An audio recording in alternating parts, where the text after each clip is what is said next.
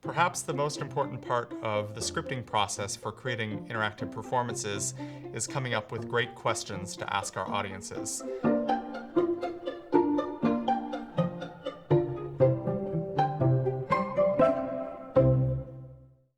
The questions should invite our audiences to think creatively and specifically, and they should have many possible right answers. There are certain types of questions that are not so helpful to ask, so here's a list of question no-nos that I got from teaching artist Judy Bose. The first no-no is having one answer in the teacher's head.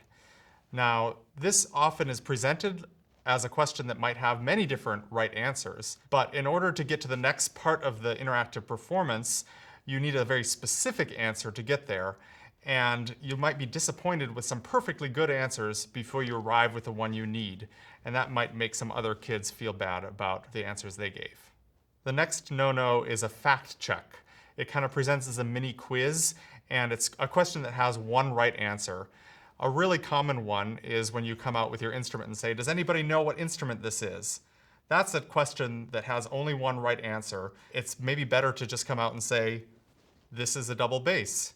The next category is the type of question that asks our audience to judge types of music. A really common one are favorite questions, like what is your favorite kind of music, or what was your favorite piece on this program?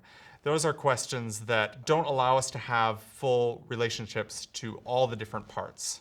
The last category of question no-nos is any question that divides the room into various levels of experience or expertise.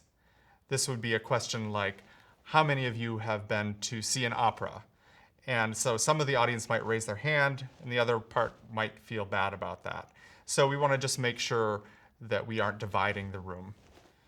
The best way to avoid these pitfalls is to just be really mindful of the questions that we're asking. Questions are the most important part of the scripting process, to be really specific about what we're asking. And that will help us to have a great interactive performance.